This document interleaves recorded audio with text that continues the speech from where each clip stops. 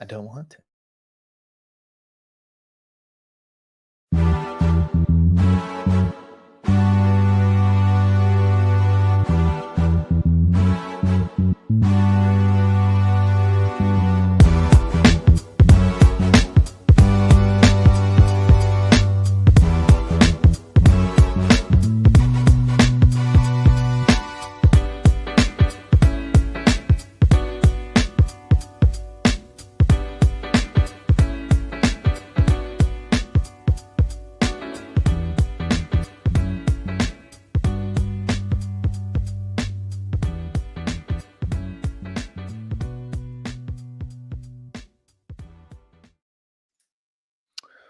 Good guy.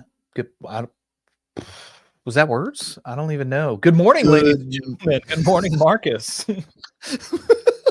Good morning, everybody out there. Welcome to Grow. Sorry for the hiccup, the literal hiccup. And here we are, off and running on this fun Thursday, this thirsty Thursday. We're going to talk a little mindset. We're going to talk a little the job before the job. We're going to talk about focusing on your yeses and where they're headed and maybe where some no's should go. In addition to that, man, I want to check in with you real quick and just see your status up in life. In Louisiana, right? Had a snowmageddon a couple weeks ago, if not a week ago, whatever.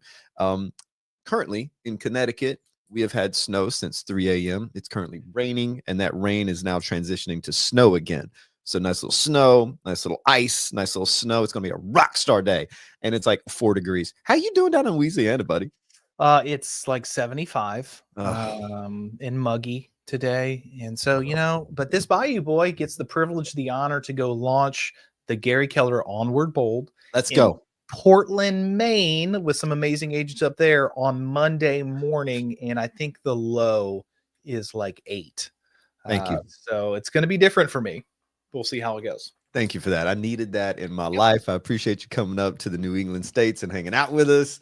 Ladies and gentlemen, we are excited to be here. Unfortunately, the guest that we had coming had some family health issues pop up. And hey, it's God family business around here. So we have him coming on right after family reunion. He's going to pour into you at a high level. For today, we get to pour into you ourselves and hang out. My goodness, what a wonderful listing presentation and tactic session that we had with Mr. Schleter yesterday. What was your biggest takeaway from yesterday? And I know you've seen that modeled out before, and yet for me, it was pretty awesome, especially for this market. But what did you take away? What was the biggest one?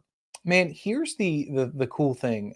My biggest takeaway is probably not most people's, because it's not necessarily had to do with performance or the conversation dialogue.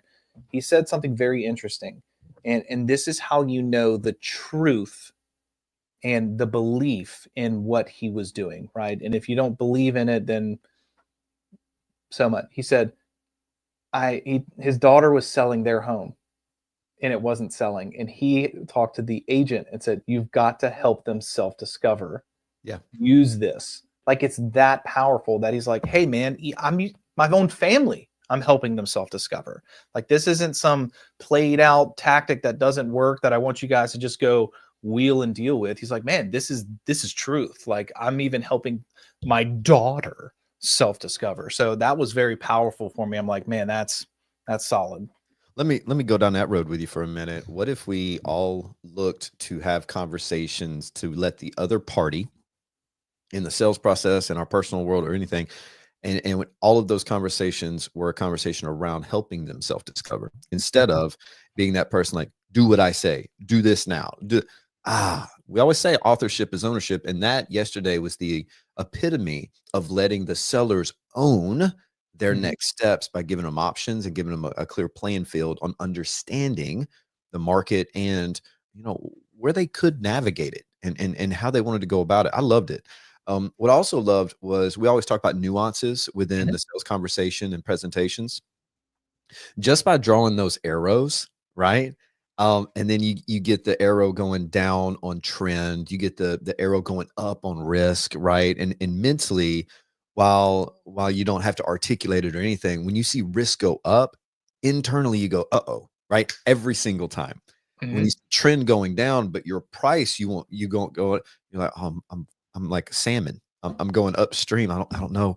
Just the true nuance of giving them a visual aid. Yeah. And I loved where he said paper point. I think that's spot on, and I think that's a great icebreaker in a meeting. And yet just that mental buy-in on the visual. Oh my gosh, right? Because so many people are detail oriented. So many people think that we're salespeople instead of sales professionals, and that really showcases a skill, but also a knowledge of the market. I'm not looking to sell you. I'm looking to let you choose. Here's my KW my way, right? Sell your way. Like, here we go. Which one do you want to go with? I thought it was beautifully done. And whether you are going on your first listing or your 1000th listing, that will work. It's we have to meet people where they're at, right? And we have to help people self-discover. But here's the cool thing about that presentation. When we talk about the disc, Hmm. it's how you guys show up, people's personality types, the way you naturally operate. Most real estate agents fall into the DI version of the disc, which is a driver, a doer, dominant, let's go get it. Yep. And then a high I, which is social butterfly, influential, loves to talk. Most real estate agents are just that. That's a natural sales personality type. Hmm. The issue with that is the general population at large is mostly SC. Yep. They need structure, they need compliance, they want to know the things. And so that presentation is less D and more ISC. And so you're meeting more people where they're at, speaking their language and treating them how they want to be treated. Well said. Very well said. And part of that meeting people where they are, I think sometimes we also have to meet ourselves where we are, Sure. whether it's in our job, our career, our mission, whatever it may be. And what I mean by that, I had a great one-on-one this week, and it was one of our leaders up here. And I sat down, and I could just, when you're talking to somebody, you could just tell there's just something, right? Not necessarily bad, not good. It's just, yeah, there's something. So Mhm. we addressed it, and they articulated their desire for growth within the organization and their career. And then I uncovered it. About 2 years ago, they were given a roadmap, and then there was an ownership change. So that promise and that kind of roadmap went with, and now insert here. So they're like, I took this, I had this mission, and now I'm here still. Do I have the mission? Do I have, right? Mhm. And it was really cool because one of their jobs is to recruit, right? Mhm. Um, they're not overly passionate about recruiting, and Mhm. and that's okay. A lot of a lot of TLs, a lot of OPs, a lot of leaders in every organization, maybe not passionate about recruiting, and yet his aspiration is to grow into ownership and all this thing. And I said, okay, um, let's have some fun. You are an owner, and you sit down with a leader in your organization that had certain metrics that tells you that they are performing at a high level and growing what you own. All right. They fell short of those numbers. What do you do? How do you break that down? How do you manage that? Because if you're looking to be an owner, these are the type of conversations that you're going to need to go through.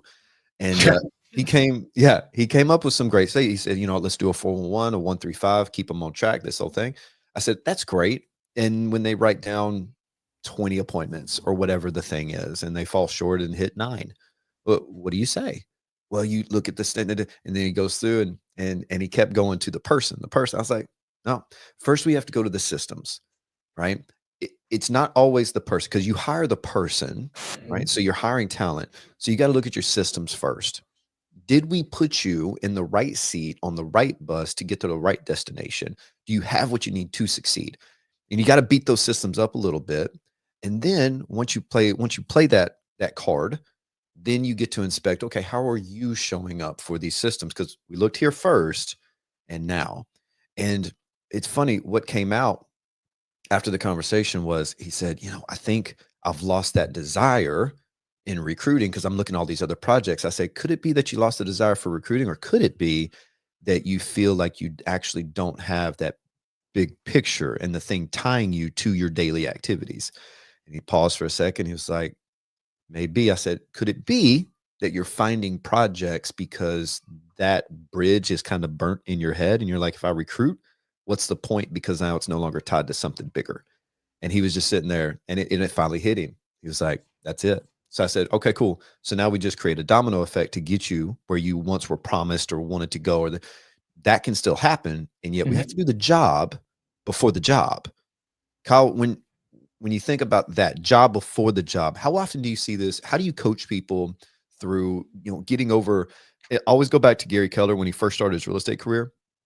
He could not stand door knocking, and yet his words were very powerful. He door knocked until he earned the right not to. Sometimes we have to recruit, sometimes we have to cold call, sometimes we have to do things to earn the right. How do you coach people through this situation? Man, I think what you did was marvelous. You found out the main factor for why we don't do things, and Yeah. that there's not a clear tie to the mission. If we don't see the mundane, the boring, the tasks tied to the mission, Mhm. then we're only going to see them as mundane, boring, and ick. And I don't want to do it anyway. Right. I mean, so how do I coach people to it? I think number one is having an understanding of where they are. Like you said, systems, models, tools, all the things. What's the role? And where do you want to go? Yeah. And then we tie the doing to the goal, to the destination, right? Yes. Destination clarity drives decisions. Write that down. That's a t-shirt. Destination clarity drives decisions. And if we don't have destination clarity, the decision to, let's say, lead generate, Yeah. recruit, call, hold appointments, set appointments, that decision wanes and it gets less clear. And then we start filling that time with things that we want to do instead of things that we have to do or must do or should do to get to the destination. It's that simple and it's that hard.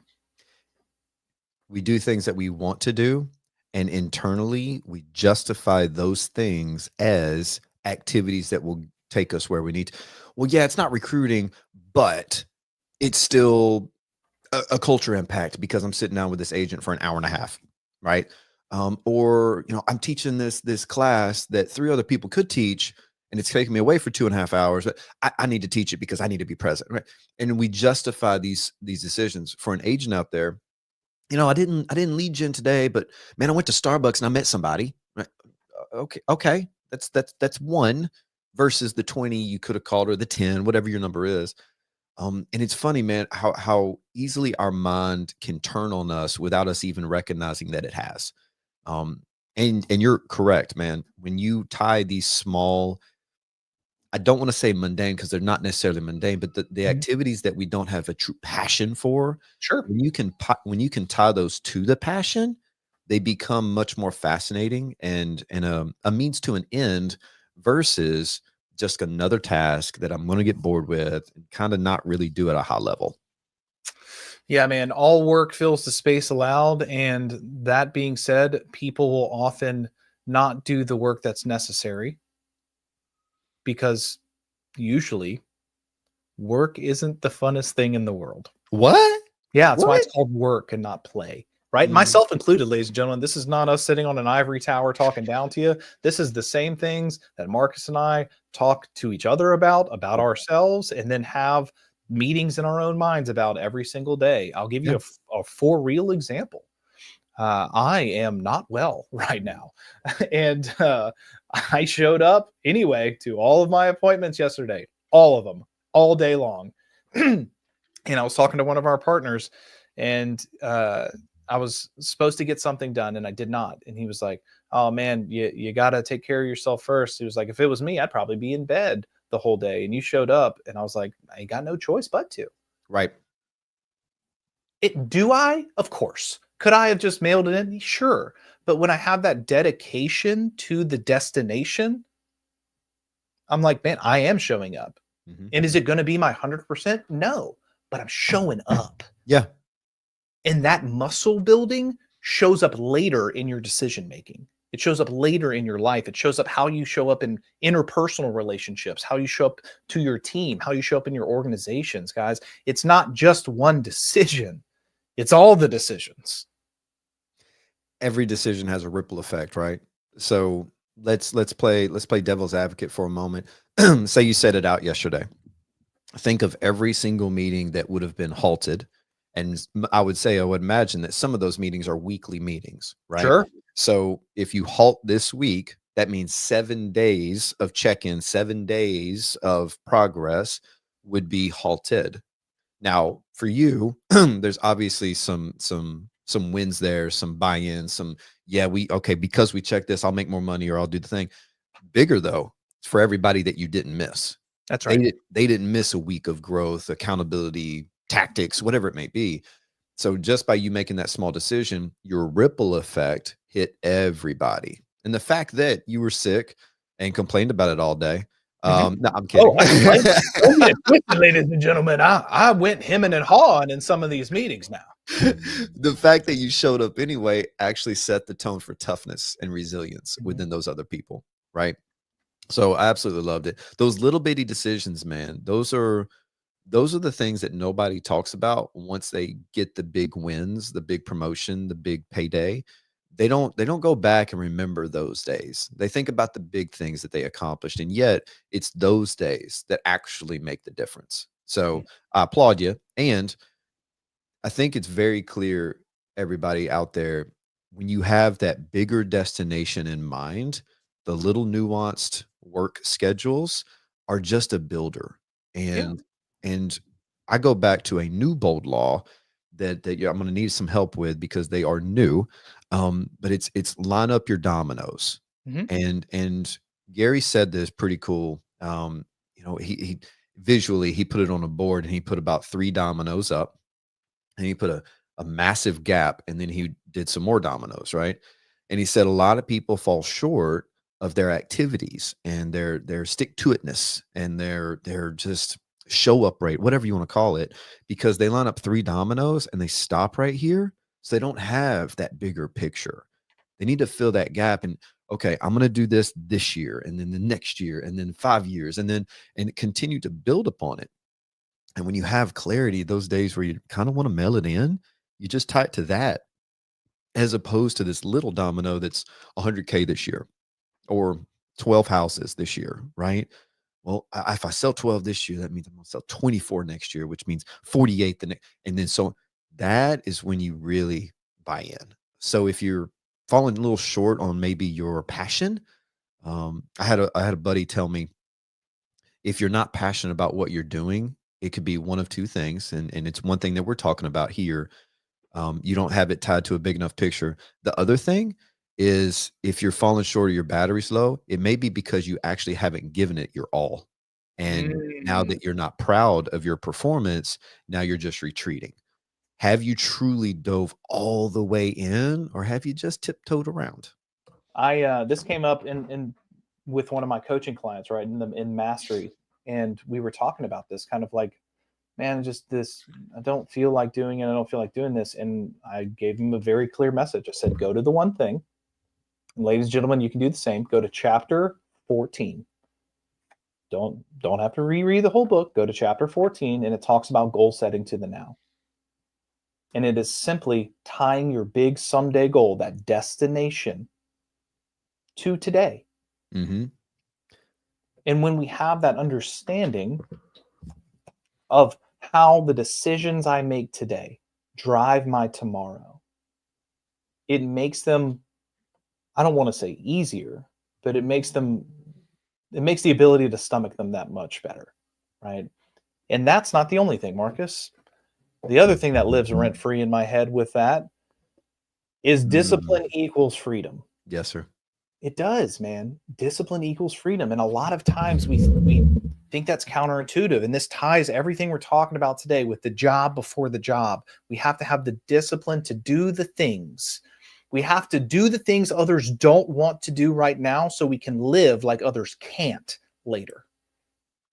I am from the Baton Rouge, New Orleans area, guys. If you don't know where that is, it is the boot. It is the bottom of the United States of America.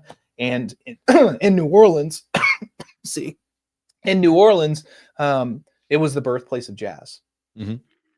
Jazz music is improv, right? People are playing their feelings, their hearts, their emotions. They didn't just pick up an instrument and have the ability to tell a story or to tell the world how they're feeling through song, through music, through melody.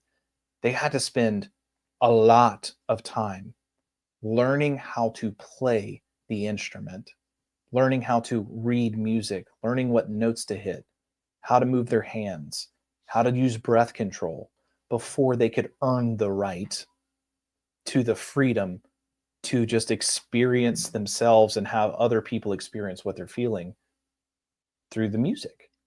We got to feel the same way with our business, man. We have to earn the right to the next level. I can't go fight Bowser if I'm Mario in the first 10 seconds of the game.